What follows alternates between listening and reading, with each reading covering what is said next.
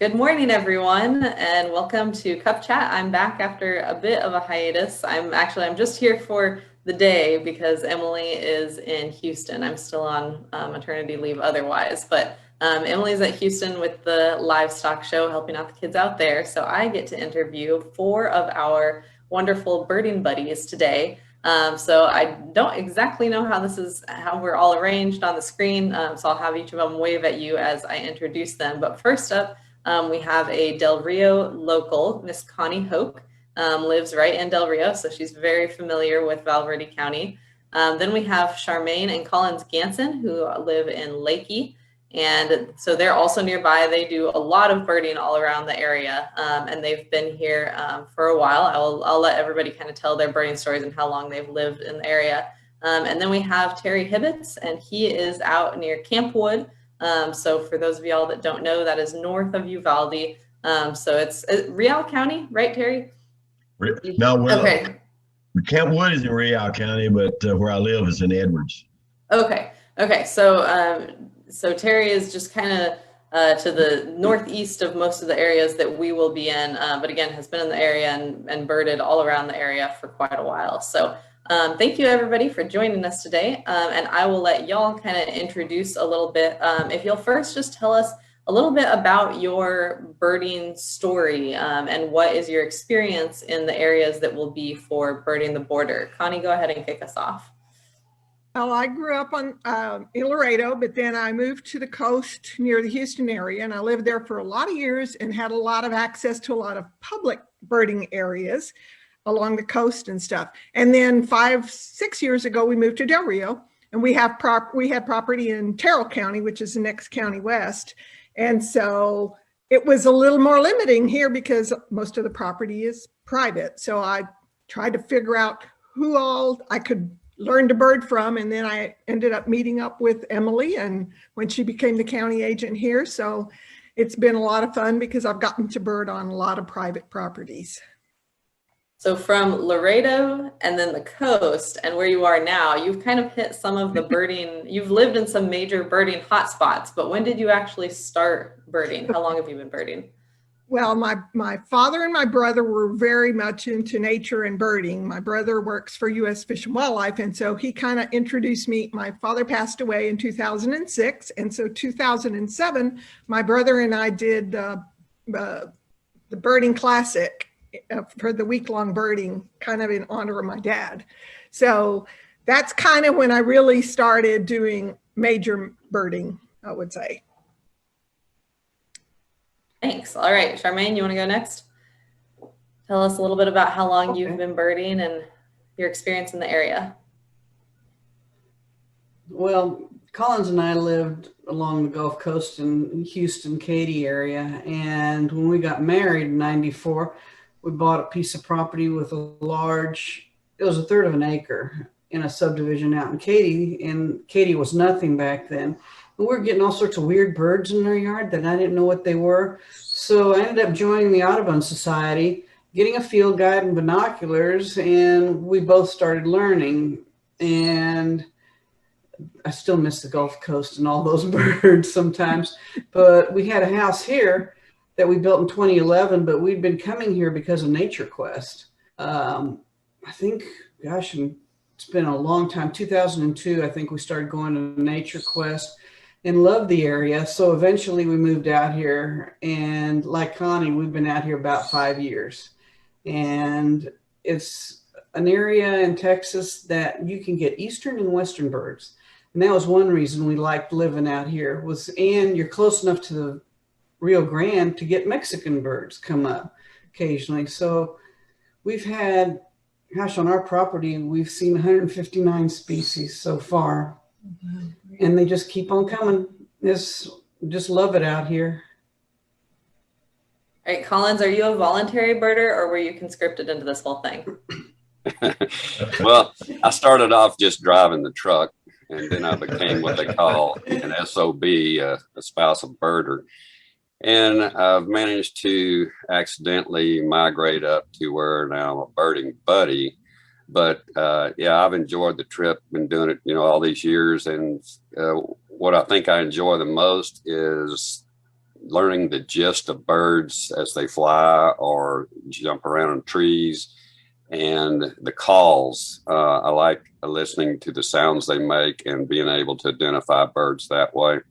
Because my eyes aren't as good as Charmaine. She had surgery where they put in new lenses where she can see colors that we can't.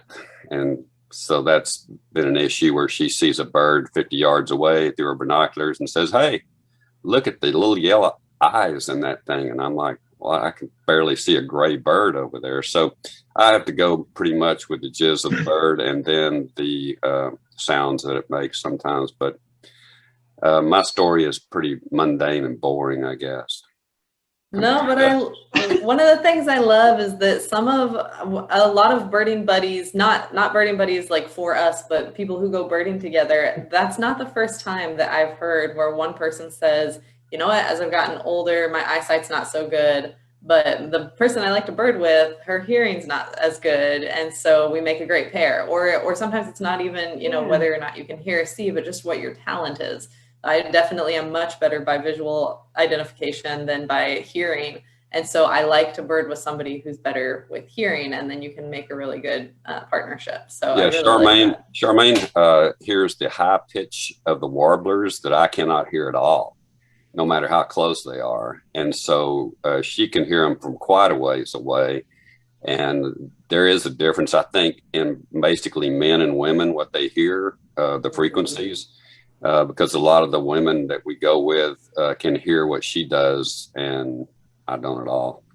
And my hearing is not bad, but yeah, and even just I think what different people pick up on. Go ahead, Charmaine. A lot of people don't realize it, but when you have cataract surgery, the new lenses allow you to see into the ultraviolet spectrum better.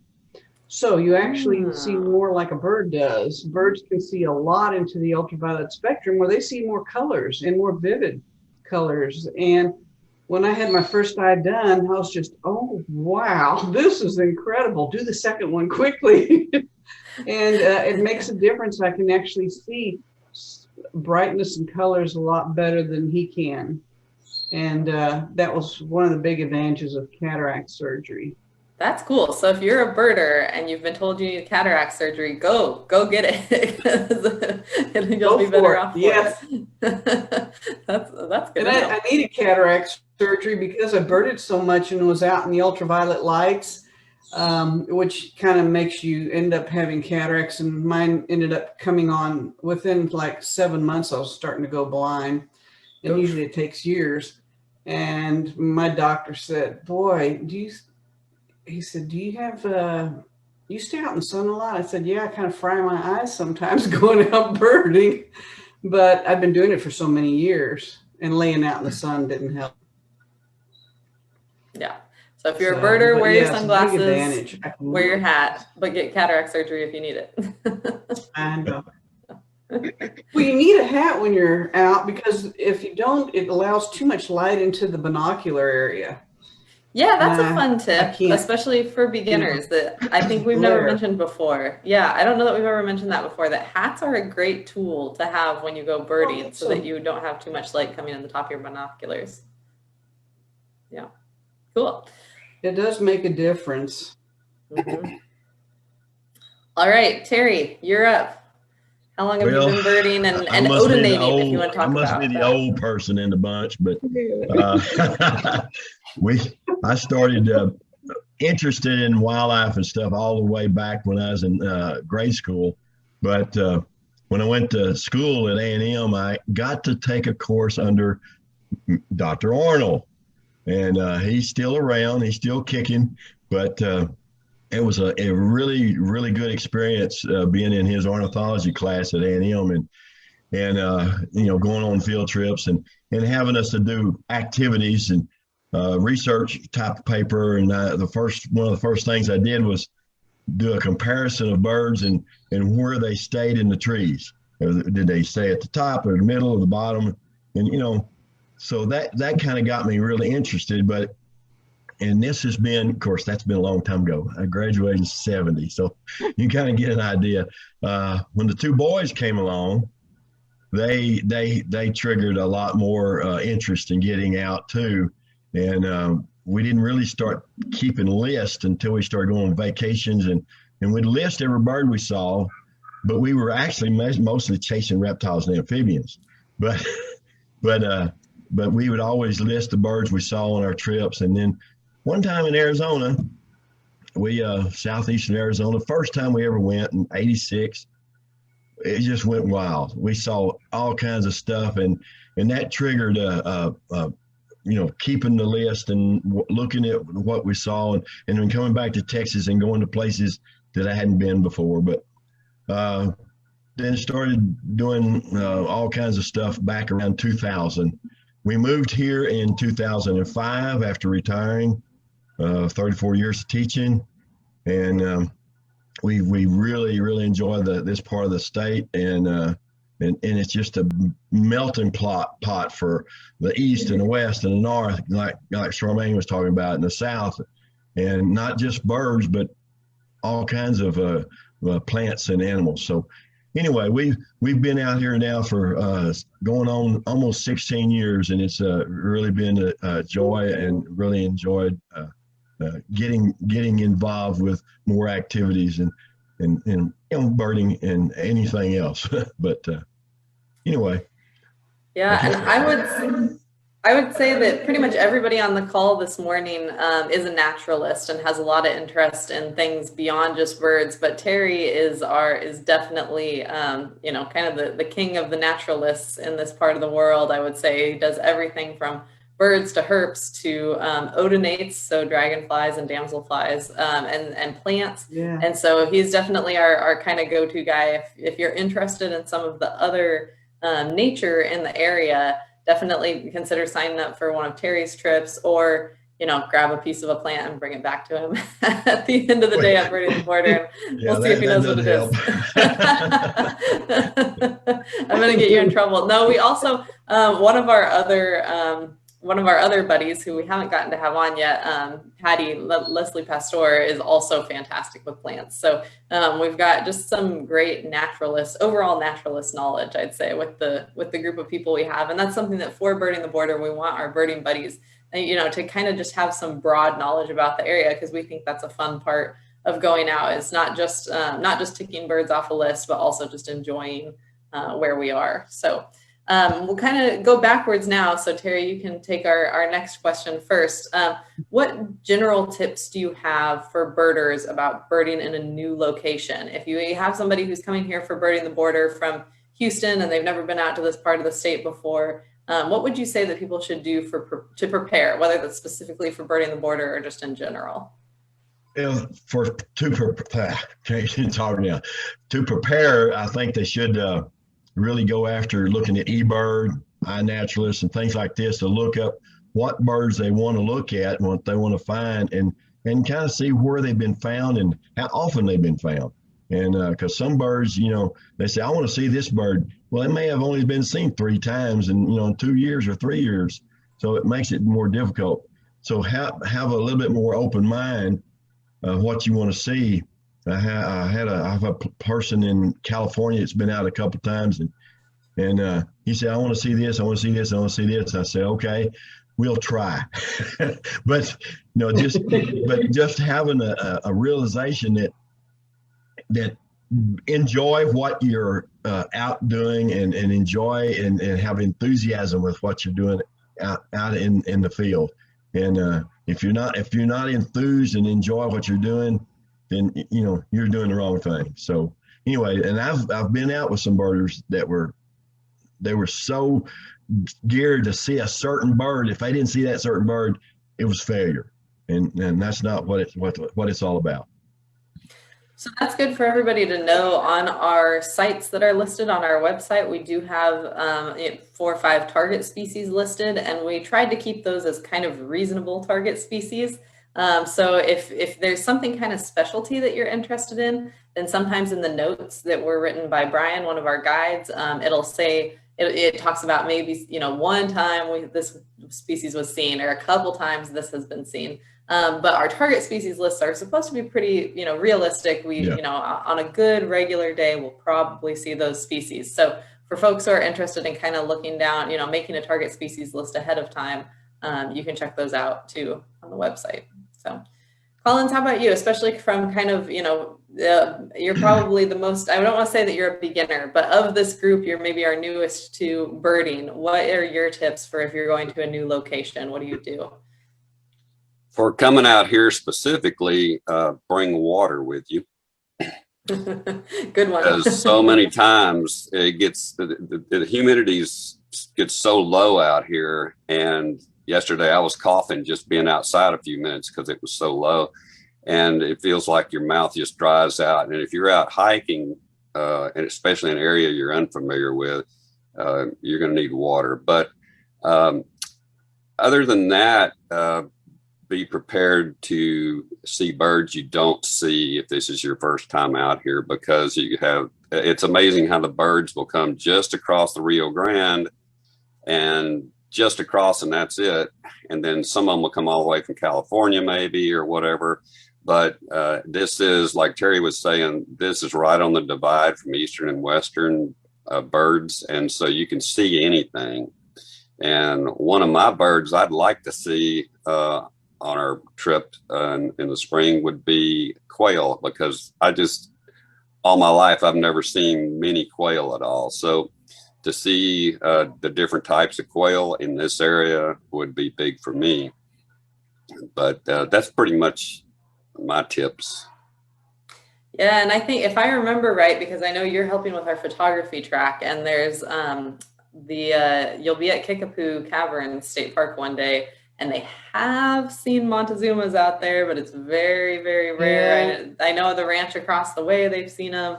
But hopefully we can scrounge up some bob whites and scaled quail for you too, because those are definitely good ones. I will add on too, I think for beginner birders, Collins makes a really good point of, if you know, and this can tie into what Terry said, if you know what's commonly in the area and learn those really well, kind of learn those things that you can expect to see, then if you see something that's different, that can kind of clue you into, that might be, that's the thing that I need to look up, or that might be something less common to see. So definitely look up the things that are common in the area you're going, and learn those few, so that you don't feel like you have to learn everything that might possibly show up out there.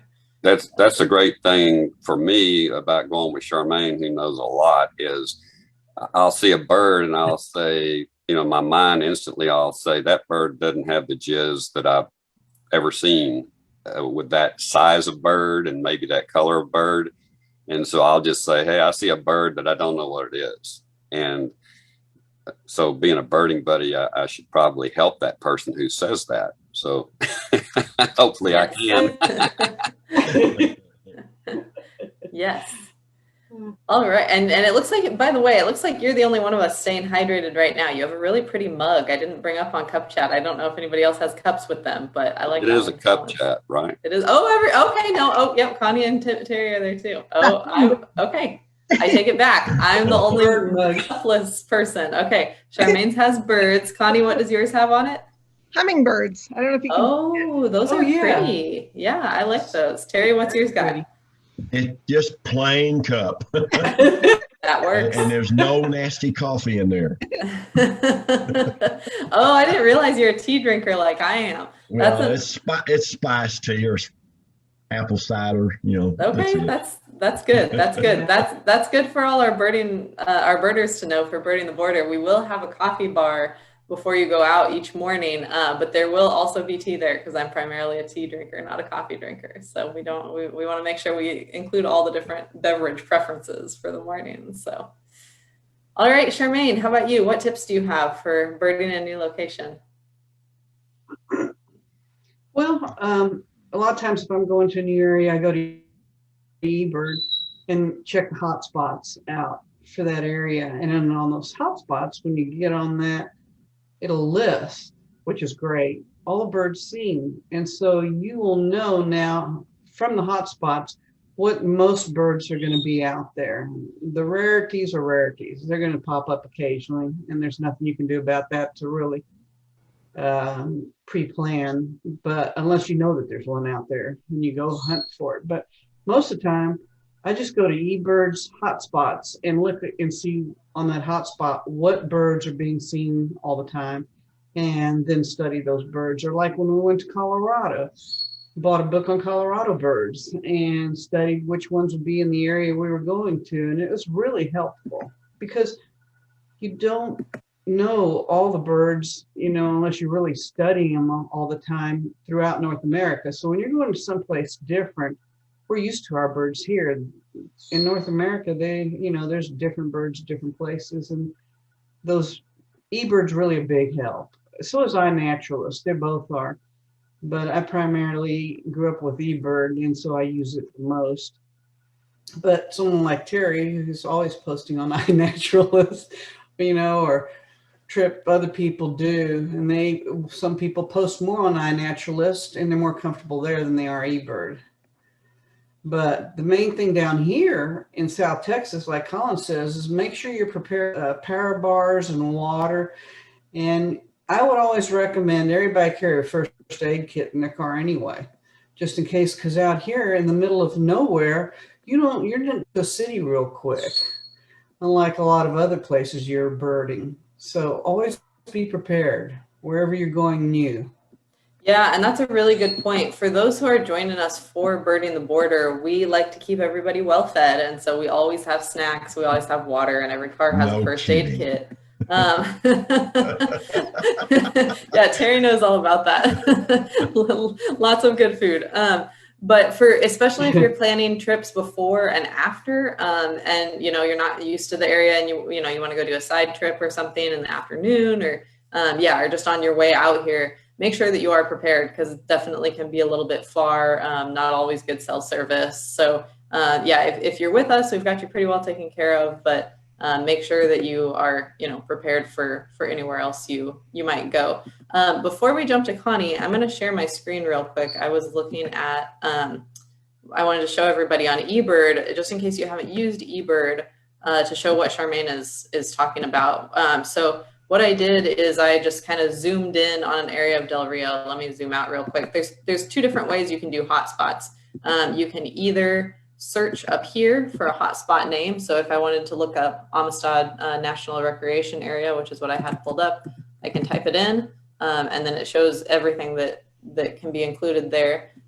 Or you can zoom in and you see we've got all these little icons showing the different hotspots. The different colors tell you how many species have been seen there. So you can see in this little legend over here on the bottom right of my screen, when it gets more towards those warm colors, that indicates more species seen, and those cooler colors are fewer species. So let me zoom in on a pretty cool area over here, especially because this trip still has a lot of space for people to sign up, and that surprises me. If you look at this really nice dark orange right here, this is Fort Clark Springs, and it does say limited access, and we have access to some of those limited places, so come join us.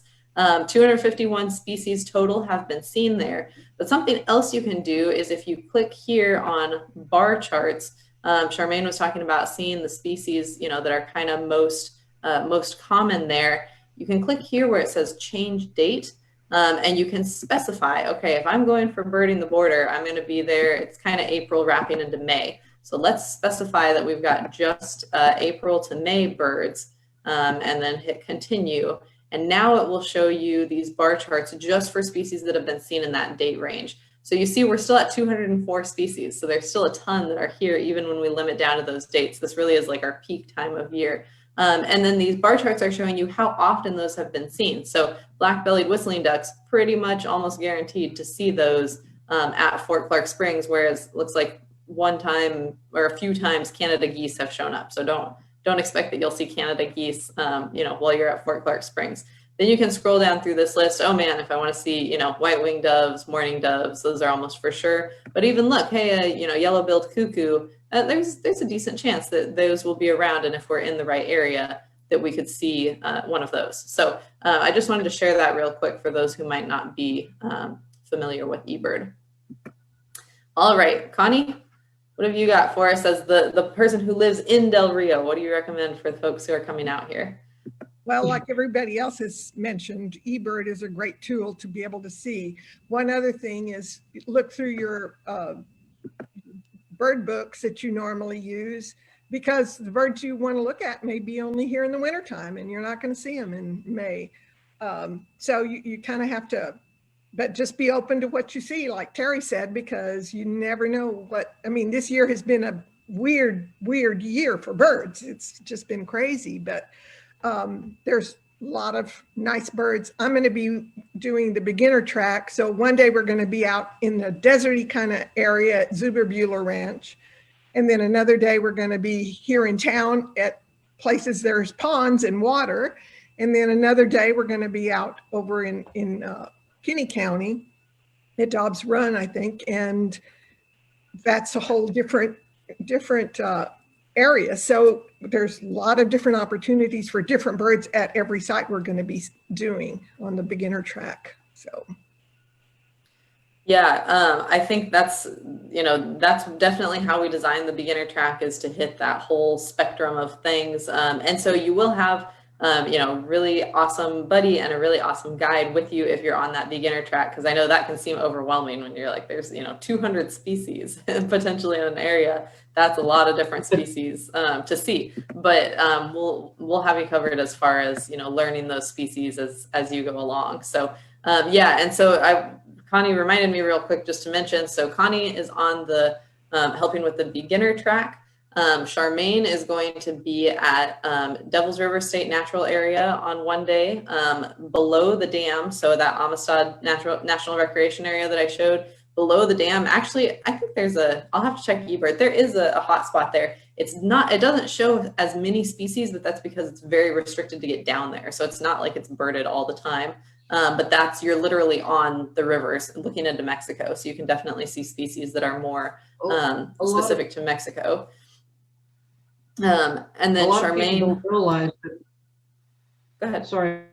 You're good. A lot of people don't realize since 911, most of the dams have been restricted. That's a good point. And Yes. That's the reason why. Yeah, it's very strict as to who can get down below the dam. Yeah. And then the last day Charmaine will be on Sunday, Charmaine will be at the duck pond, which is one of the ones that Connie is at as well. So if the duck pond sounds interesting to you, but you're not in the beginner track, you can still get over to the duck pond. And then, like I mentioned, Collins is going to be with our photographer, Laura. And so if you're interested in the photography track, they'll be at Kickapoo Caverns State Park one day, McKenna Ranch another day. And then where are you guys your last day?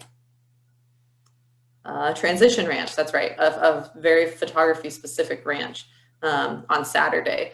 And then Terry is going to be at Dobbs Run, which is the one that Connie just mentioned. So another one that you can go on as a beginner or not as a beginner. And that's a really special hill country place.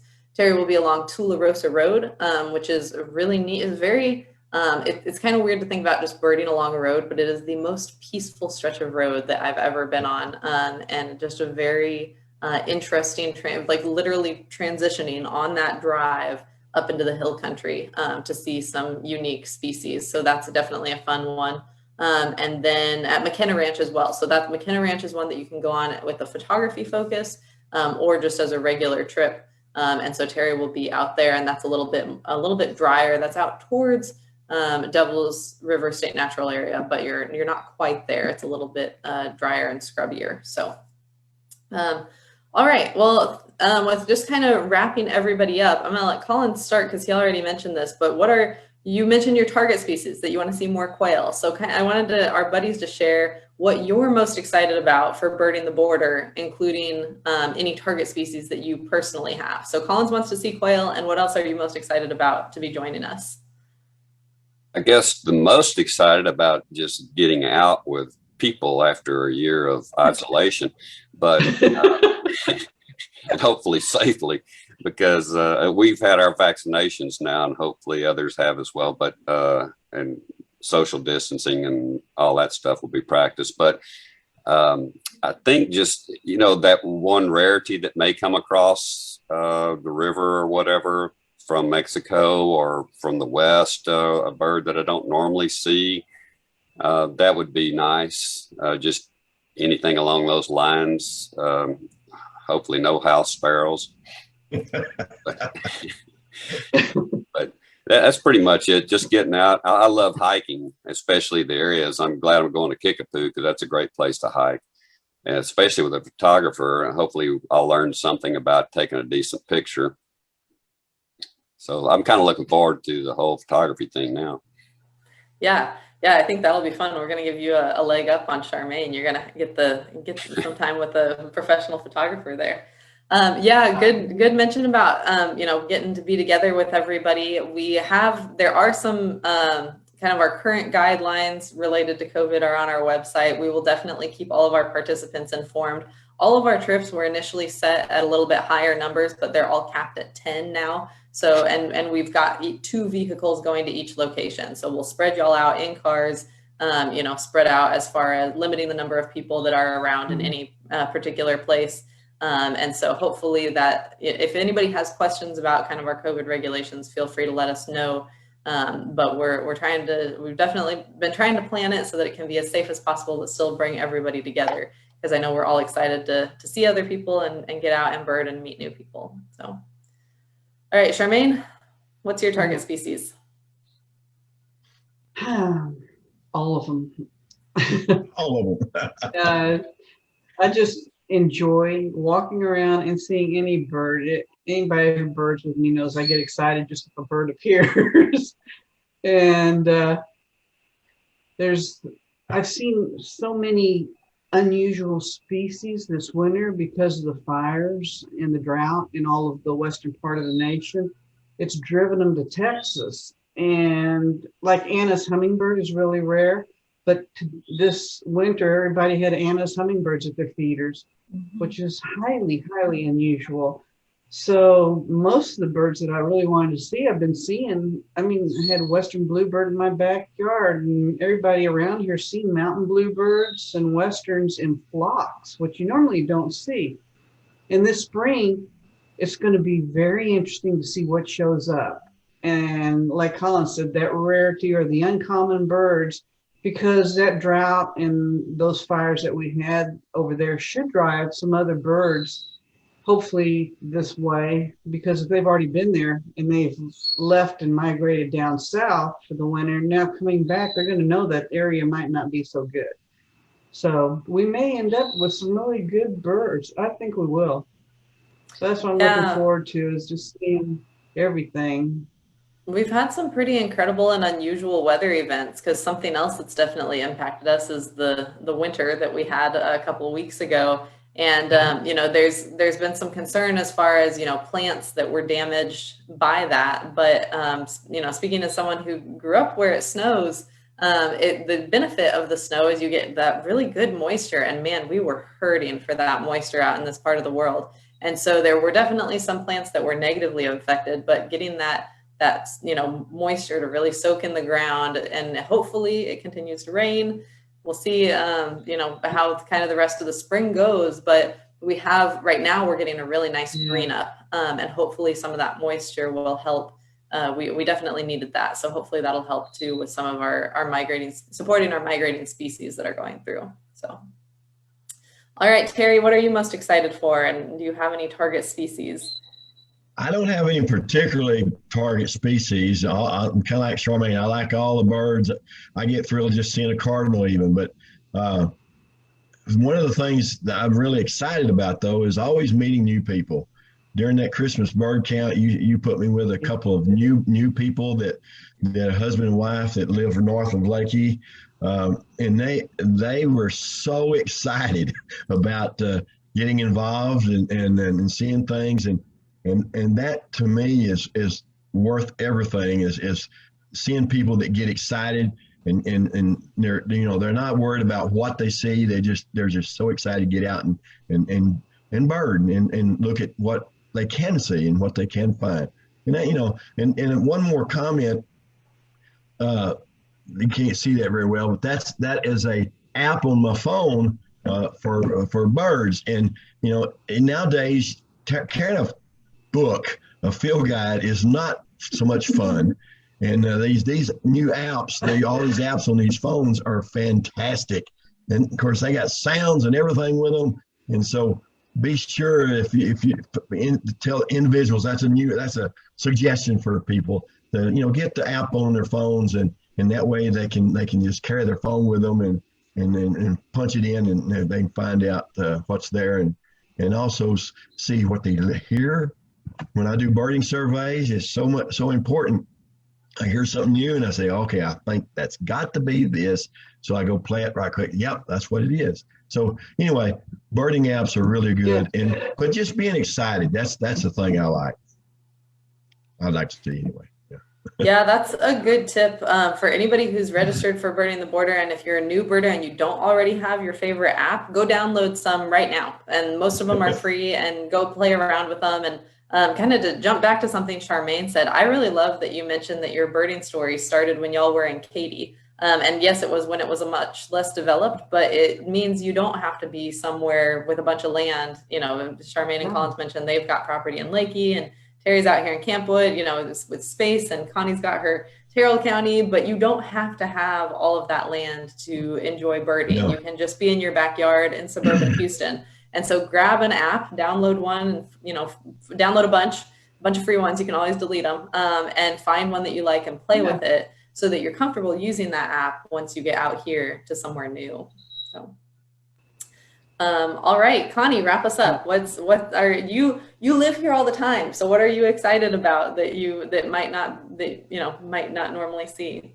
Well, I'm more excited too about going to Kinney County and seeing hopefully golden cheek warblers and the black-tap vireos, because those aren't species that I normally see here in Del Rio, but we'll be going to different habitats. So it'll be interesting, like Charmaine said, to see what kind of birds we see this year that we haven't seen because of the changes in everything that's been going on.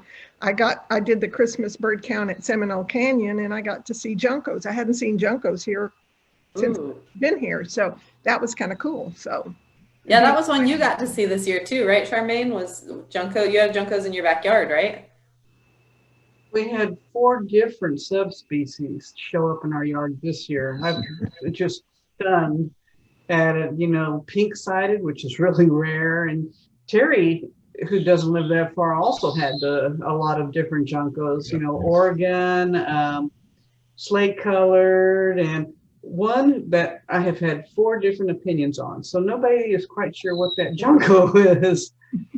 So I just put it down as a slate-colored, or dark-eyed junco. Someone thought it might be a cis montanus, which is kind of rare, but they also interbreed.